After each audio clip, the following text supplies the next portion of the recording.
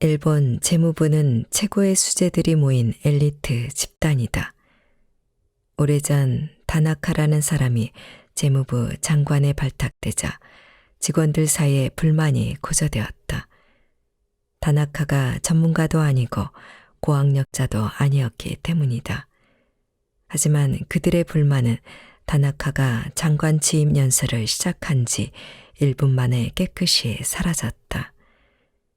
여러분은 일본 최고의 수재들이고 나는 초등학교밖에 나오지 못한 사람입니다. 재무부 일은 여러분들이 하십시오. 나는 책임만 지겠습니다. 다나카는 나중에 총리의 자리까지 올랐다. 자신을 존중하지 않는 사람들의 15가지 특징. 1. 쉽게 결정을 하지 못하며 남에게 의견을 구하면서도 귀 기울이지는 않는다. 2. 남의 탓만 하고 자기 잘못은 말하지 않는다. 3. 방어적으로 행동한다. 4. 변화를 두려워하며 새로운 것을 시도하려고 하지 않는다. 5. 사람들을 믿지 않으며 사사건건 의심을 한다. 6.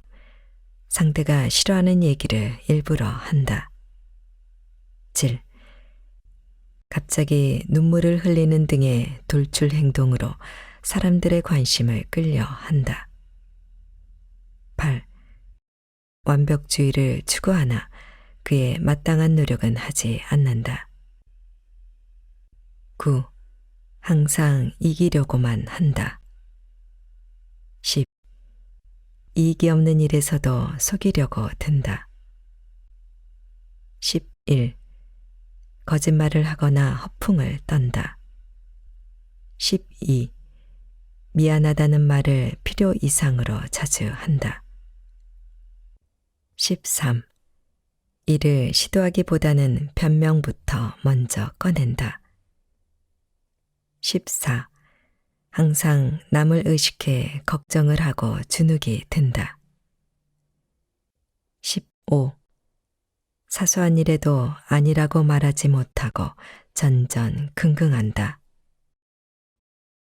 당신만의 긍정 에너지를 전파시켜라.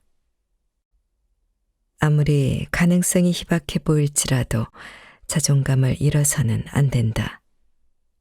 특히 회사 면접처럼 결정적인 순간에는 계란으로 바위도 칠 수 있을 정도의 자신감이 필요하다.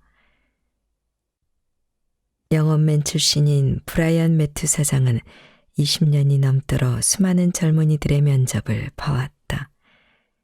그는 면접에서 이야기를 나눠보면 그 사람이 앞으로 영업에서 큰 인물이 될지 아니면 중도 탈락하고 다른 길을 선택하게 될지 감을 잡을 수 있다고 한다. 어떻게 그런 일이 가능할까? 사실은 매우 간단합니다. 당신도 금방 그렇게 알 수 있게 될 거예요. 매튜 사장은 몇 달 전에 채용한 젊은이 이야기를 꺼냈다. 그 친구와 이야기를 몇 마디 해보고 나서 바로 합격점을 쳤어요. 사람의 기분을 좋게 만드는 힘이 있더군요.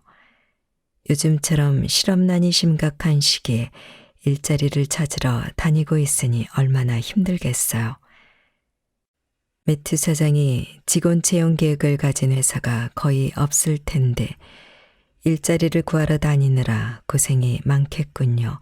라고 묻자 그 젊은이는 아닙니다. 일자리를 구하러 다니는 건 고생이 아니죠. 직장을 잡으면 다시 돈을 벌 수 있잖아요. 라고 답했다. 매튜 사장은 속으로 놀랐지만 내색하지 않고 다음 질문을 했다. 여유가 있는 걸 보니 구직 활동을 시작한 지 얼마 되지 않은 것 같군요. 우리 회사가 처음 면접 보는 회사인가요? 젊은이가 웃으며 말했다. 아니요, 실직한 지 2달이 넘었습니다. 이 회사가 56번째입니다. 인사 담당자가 몇 분도 시간을 내주지 않은 경우가 대부분입니다만, 오, 그렇군요. 결혼을 한 것으로 나와 있는데 배우자의 경제 활동으로 버티고 있나요? 아니요, 집사람도 실직을 했고 새 직장을 찾고 있습니다. 매튜 사장은 젊은이의 조용한 미소와 군더더기 없는 설명에 매료되었다. 흐뭇한 미소를 머금으며 마지막 질문을 던져보았다.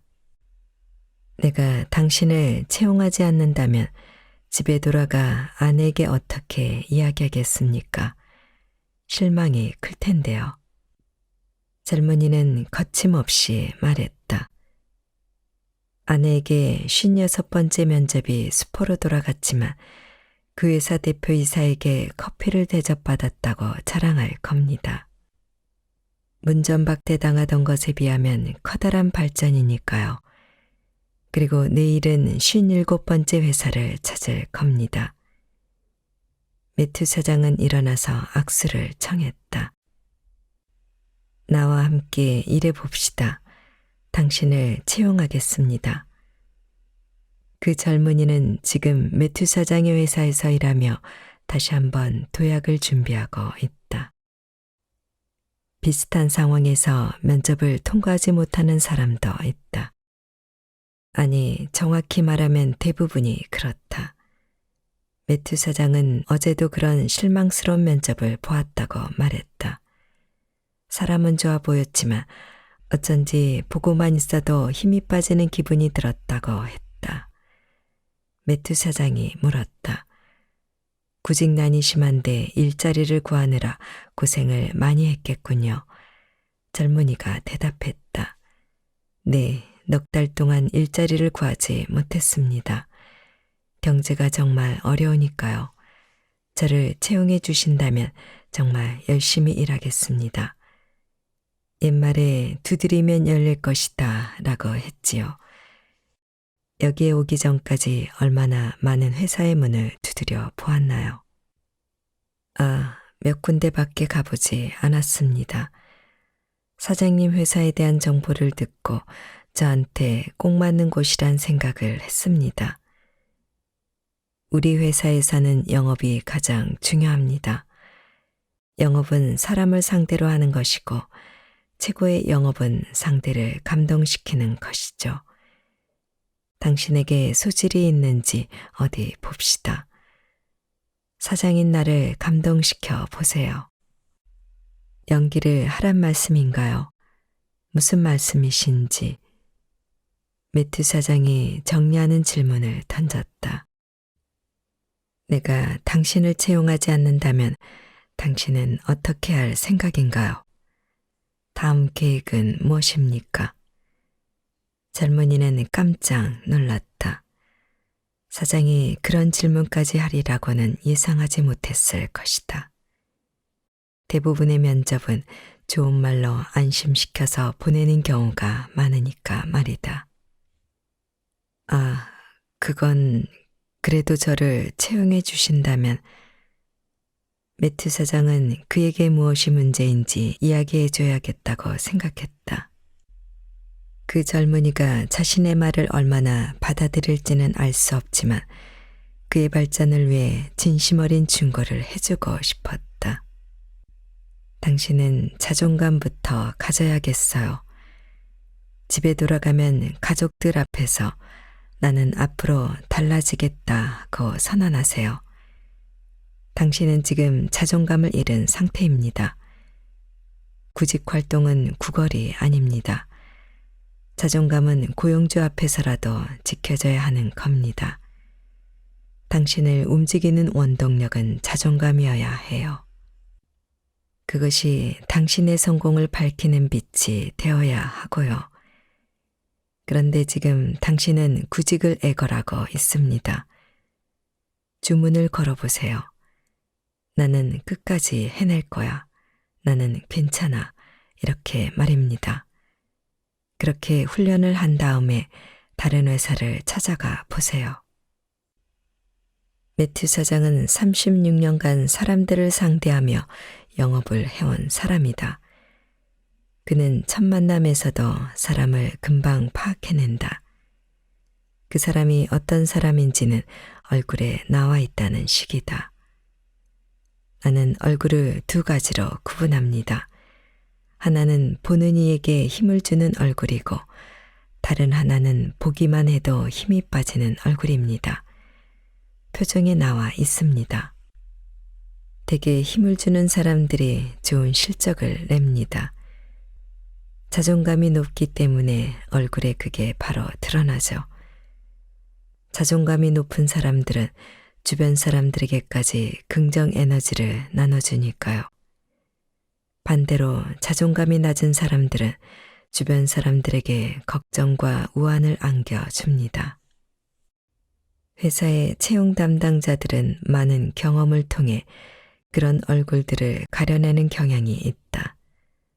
생각, 특히 자기 자신에 대한 생각은 얼굴의 표정으로 드러나기 마련이라는 것이 그들의 한결같은 주장이다. 자기를 존중하는 사람은 자신의 강점과 약점을 파악하고 그것을 있는 그대로 인정할 줄 알며 사소한 실패에 휘청거리지 않는다. 실패를 경험했다고 내가 생각하는 나의 모습이 바뀌지는 않기 때문이다. 그런 사람의 표정에서 편안함을 느낄 수 있는 이유이기도 하다. 반대로 자존감이 낮은 사람은 아무리 연습을 한다고 해도 채용 담당자들의 허를 찌르는 질문에는 본래 모습을 드러낼 수밖에 없다. 그런 사람들에게는 스스로를 존중하는 진심이 없기 때문이다. 그렇다면 자존감을 높이려면 어떻게 해야 할까? 자존감은 충분히 개발이 가능한 소질이다. 다른 사람의 허락이나 승인이 필요하지 않다. 스스로 존중받을 가치가 있다고 생각하면 된다. 자존감은 하늘로 솟아오르는 폭죽과도 같아서 긍정적인 감정을 고무시키면 끊임없이 의지가 불타오르게 된다.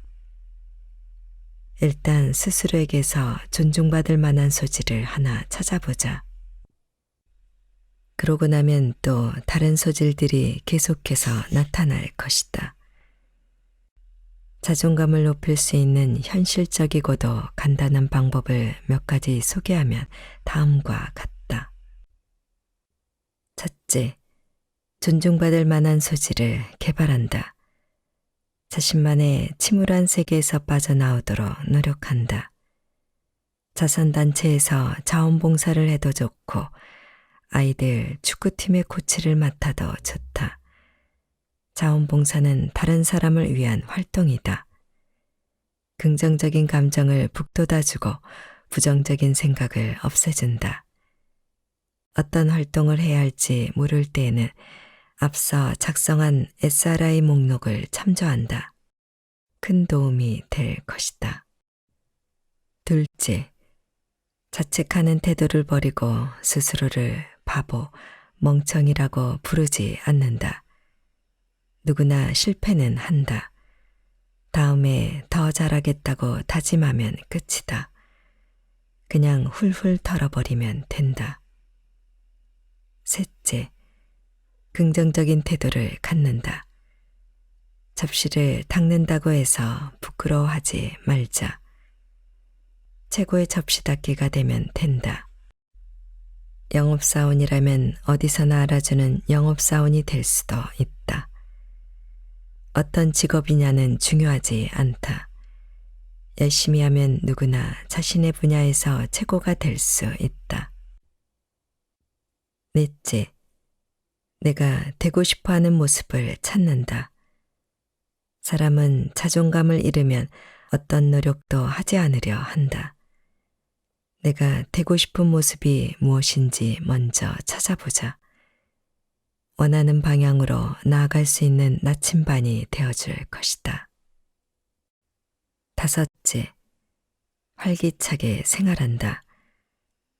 옷장 정리나 조깅, 세차같이 변화가 즉시 느껴지는 활동에 전념해보자.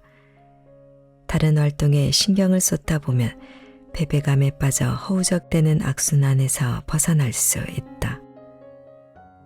6째, 가급적이면 존재만으로도 주변이 밝아지는 사람들과 어울리도록 노력한다. 매튜 사장이 고용한 젊은이 같은 사람을 찾아보자.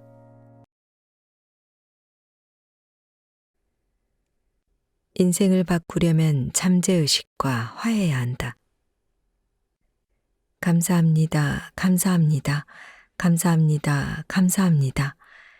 그 이후에도 나는 매일 손님이 없을 때 욕조 안에서 또는 잠들기 전에 감사합니다를 중얼거렸다. 어느 날 우주님이 갑자기 나타나 이렇게 말했다. 너 응용할 줄 모르는 거야? 응용이요? 감사합니다에 사랑합니다를 더해봐. 재미있는 일이 일어날 테니까. 그렇게 말하더니 장난스런 표정으로 씨 웃어 보이고 샘물 안으로 사라졌다. 그날부터 나의 감사합니다에 사랑합니다라는 말이 첨가되었다. 어떻게든 그런 말을 하는 횟수를 늘리기 위해 노력하는 동안에 좋은 방법이 떠올랐다. 길을 걷다가 오른쪽 다리를 내밀면 감사합니다. 왼쪽 다리를 내밀면 사랑합니다 라고 말하기로 한 것이다. 그렇게 하니까 신체의 움직임에 맞추어 리듬을 타고 즐겁게 말할 수 있었다. 그로부터 한 달 정도 지났을 무렵 나는 신기한 꿈을 꾸었다. 내가 나를 향해 감사합니다, 사랑합니다 라는 말을 하고 있는 꿈이었다. 그 말을 듣고 있는 나는 말을 거는 내게 등을 보이고 무릎을 끌어안은 상태로 앉아 있었다. 감사합니다, 사랑합니다 라고 끊임없이 말하고 있는 나. 하지만 무릎을 끌어안고 있는 나는 그런 말은 믿지 않아 라고 고개를 젓는다. 그래도 감사합니다, 사랑합니다 라고 계속 중얼거리는 나. 하지만 지금까지 나를 무시해왔잖아. 앉아있는 나는 그렇게 말한다. 그래도 감사합니다, 사랑합니다를 계속 중얼거리는 나. 그러던 중에 등을 돌리고 앉아있던 내가 얼굴을 들더니 끊임없이 말을 건네고 있는 나를 돌아보았다. 정말이야. 이번에는 진심이야. 말을 건네는 나는 그 질문에는 대답하지 않고 계속 감사합니다, 사랑합니다를 반복할 뿐이다. 정말 진심으로? 그때까지 얼굴도 보이지 않았던 내가 또 한 명의 나를 바라보고 눈을 빛내기 시작한다. 다시 감사합니다, 사랑합니다 라고 중얼거리자 앉아있던 또 한 명의 내가 갑자기 쌓였던 감정이 폭발하듯 주르르 눈물을 흘리더니 소리내어 울기 시작했다. 나도 사랑해. 앉아있던 내가 눈물을 흘리면서 그렇게 말한 순간 나와 나는 서로를 힘주어 끌어안았다. 나도 그래. 지금까지 너의 존재를 무시해서 정말 미안해. 가능성을 믿지 않아서 미안해. 고마워. 사랑해. 지금까지 그 말을 얼마나 듣고 싶었는지 몰라. 그 말만 기다렸어. 고마워. 사랑해. 정말 이상한 꿈이었지만 잠에서 깨어난 나의 마음은 무슨 이유에서인지 말로 표현할 수 없을 정도로 편안했다. 그날 조깅을 하면서 나는 눈에 비치는 모든 것에 감사합니다, 사랑합니다 라고 말했다. 물론 다른 사람과 지나칠 때에는 마음속으로 중얼거렸다. 이상한 사람으로 비칠 수 있으니까. 까마귀야 고마워. 오늘도 사랑해. 그렇게 말하면서 달리고 있는 나를 보고 우주님이 싱긋 미소를 지어 보였다. 너 어제 이상한 꿈을 꾸었지? 사랑한다고 계속 말해서 그런 걸까요? 또 한 명의 내가 자신을 믿어달라고 부탁하는 꿈을 꾸었어요. 이 꿈에는 어떤 의미가 있을까요? 그건 꿈이 아니야. 너의 잠재의식과 현재의식이 대화를 나눈 거야. 너에게 의식이 있을 때에는 현재의식이 너의 사고를 지배하고 있기 때문에 잠재의식과는 자유롭게 대화를 나눌 수 없거든. 잠재의식과 현재의식이요. 그래, 사랑합니다에는 잠재의식과 현재의식을 연결하는 힘이 있어. 지금까지 너는 너 자신에 대해서 부정적인 스스로를 쓸모없는 인간으로 만드는 말만 사용했잖아. 쓸모없는 인간으로 만드는 말이라는 건 좀. 손님은 오지 않아. 빚은 갚을 수 없어. 어차피 나는 안 돼 라는 말은 자신은 쓸모없는 인간이라고 말하는 거 아니냐? 그렇게 말하고 있는 존재가 현재 의식에서의 너야. 겉으로 드러나 있는 6만 분의 1에 해당하는 경솔한 너. 6만 분의 1. 그래, 겉으로 드러나 있는 현재의식에는 잠재의식의 6만 분의 1에 해당하는 에너지밖에 없어. 말에는 강력한 힘이 있기 때문이지. 현재의식이 내뱉는 말 때문에 너의 잠재의식은 완전히 우울증에 걸려 있었던 거야. 잠재의식이 우울증에? 그래, 심리학에서 흔히 말하는 트라우마라는 거야. 스스로에 대해 부정적인 말만 되풀이해 왔으니까 트라우마가 생기는 게 당연하지. 하지만 내가 감사합니다라는 말을 할 때마다 지금까지 스스로에 대해 했던 부정적인 말들이 하나씩 사라지는 거야. 그런 부정적인 분위기가 모두 사라지면 지금까지 어두운 기분에 잠겨있던 잠재의식이 조금씩 기운을 되찾으면서 너를 믿기 시작하는 거야. 그리고 감사합니다라는 말의 수가 지금까지 스스로에게 했던 부정적인 말의 수를 웃돌게 되었을 때 비로소 잠재의식이 현재의식과 일체화되고 서로를 신뢰하는 계기가 만들어지는 거야. 너는 감사합니다라는 말을 통해서 우주 파이프를 깨끗하게 만들었잖아. 그리고 사랑합니다라는 말을 통해서 잠재의식과 현재의식이 서로를 이해하게 된 거야. 지금 기분이 어때? 그런 것 같습니다. 왠지 편안한 느낌이 듭니다. 그래, 이제 잠재의식이 우울한 기분에서 벗어난 거야. 이제 내가 주문을 한 내용이 우주에 도달하는 힘은 6만 배로 증가한 거라고. 그렇게 말하고 우주님은 허공에서 한 바퀴 회전을 한 다음 여느 때처럼 부드러운 표정을 지어 보이고는 강조해서 말했다. 이봐, 이건 모두 내 덕분이야. 그러니까 나한테도 감사해야 돼.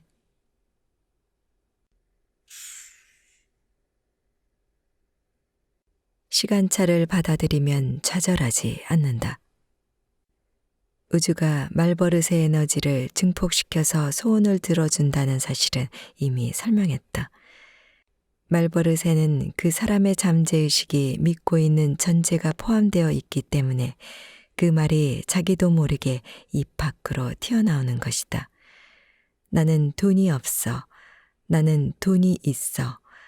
이런 마음의 전제는 그대로 주문이 되어서 우주에 전해지고 주문한 대로 이루어진다. 즉 히로시가 믿고 있는 것이 지금 눈앞에 나타나 있는 것이다. 사건도 사람도 마찬가지다. 히로시는 지금까지 수없이 빚은 갚을 수 없어. 나는 안 돼. 내 인생은 이미 끝났어. 라는 주문을 해왔다. 그 수가 대략 5만 번 정도 될까. 즉 돈이 없다는 것이 지금까지의 히로시의 전제였다. 먹지도 못할 돈가스 덮밥을 10그릇을 주문한 것처럼 우주가 제안하는 말버릇을 사용해서 전환하는 방법이 돈이 있다는 전제다. 정말 먹고 싶은 자장면을 주문하는 것과 같다. 히로시는 빚을 변제하고 행복해지고 싶다고 선언하고 주문을 했으니까 즉시 자장면이 나올 것이라고 생각하는 단순한 머리를 가지고 있지만 지금까지 주문한 돈가스 덮밥이 갑자기 사라지는 것은 아니다. 새로운 말버릇을 갖추고 잠재의식이 새로운 전제를 받아들이려면 시간이 필요하다. 여기에는 시간차나 수정 현상이 발생한다. 지금까지의 주문이 눈앞에 나타나면서 상황이 바뀌고 이전의 주문과 새로운 주문 사이에 놓이는 시기가 찾아오는 것이다. 그때 비로소 새로운 주문이 실현된다. 많은 사람들이 그 사이에 좌절을 한다. 바꿔 말하면 그것이 승부처라는 뜻이다. 이 시간차에 무릎을 꿇고 그래, 자장면은 나오지 않을 거야. 됐어. 이제 필요 없어. 라는 식으로 말하면 어떻게 될까? 간신히 자장면이라는 주문이 통하게 되었는데 돈가스 덮밥으로 다시 바뀌어버린다.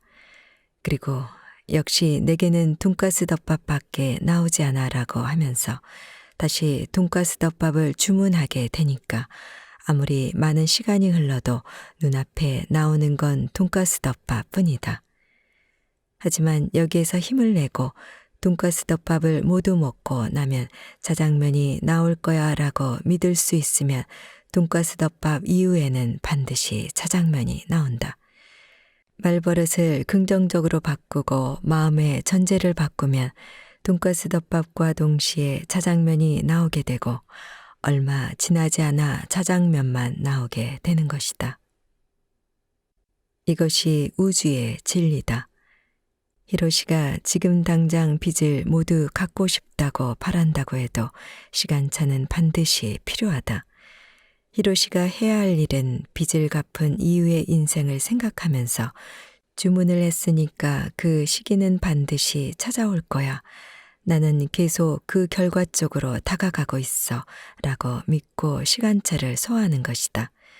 즉 자장면을 상상하면서 쌓여있는 돈가스 덮밥을 먹어 치우는 것이다.